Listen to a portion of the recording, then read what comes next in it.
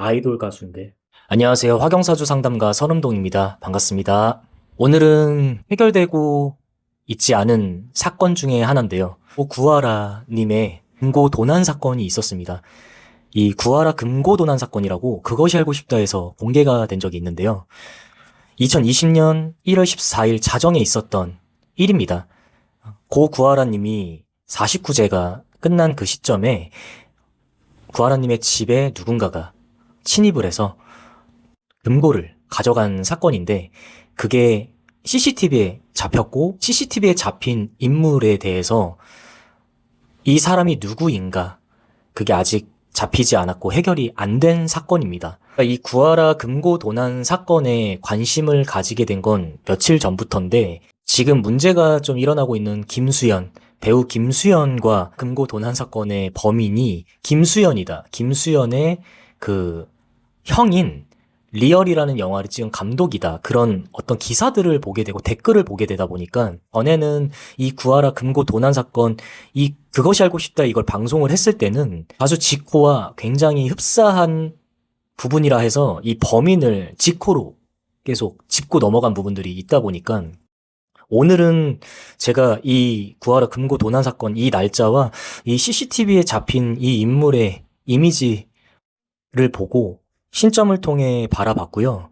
그 부분들에 대해서 제가 무속인의 입장에서 이야기 드릴 수 있는 부분들은 최대한 조심스럽게 이야기 남기려고 이렇게 영상을 촬영하고 있습니다.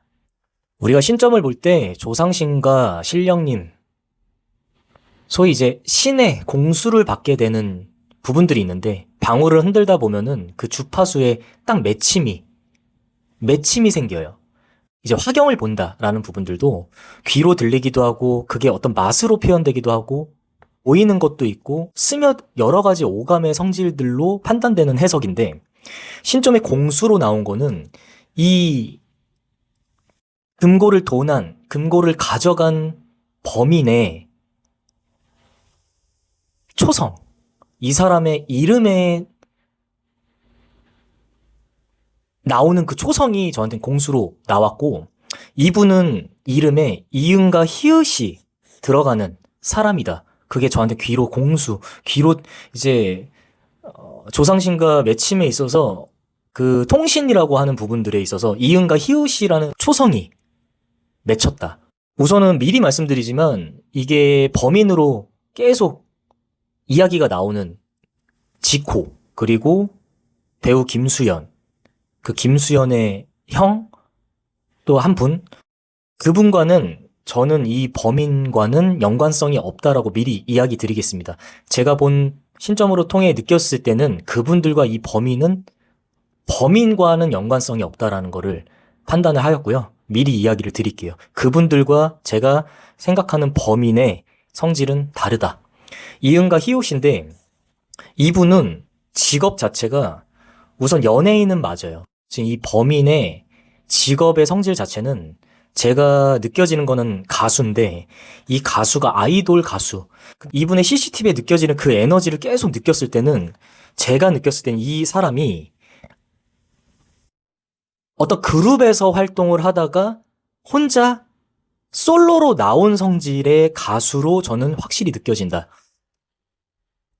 이분이 어느 기점에 그룹 활동을 하다가 어떤 구설수가 있었거나 무언가 문제가 있어서 이 그룹 안에서 혼자 나오게 된 성질이 느껴지고, 혼자 원래 활동했던 사람은 아니다라는 거는 저는 느껴져요. 그 부분들이 느껴지고,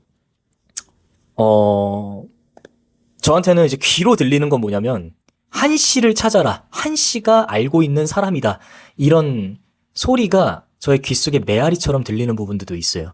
근데 이 한 씨가 이제 고 구하라님의 어떤 친분이 있는 사람인지는 정확하게 모르는데, 이 한 씨를 찾아라, 한 씨와 연관성이 있는 사람이다, 이 범인이, 그런 느낌의 메아리가 자꾸 제 귀 속에서 맴도는데, 저는 우선 이 영상을 보시는 분들이, 저는 어떤 누군가를 특정적인 범인을 제가 딱 이렇게 판단하기에는, 지금은 제가 느껴지는 부분들에 대해서 이렇게 남겨드린다는 점, 이 부분들이 이 범인을 잡기 위한 하나의 힌트가 될 수 있을 것이고, 저는 우선 정답보다는 힌트를 드리는 지금 역할을 하고 있다라는 점만 좀 알아주셨으면 좋겠습니다.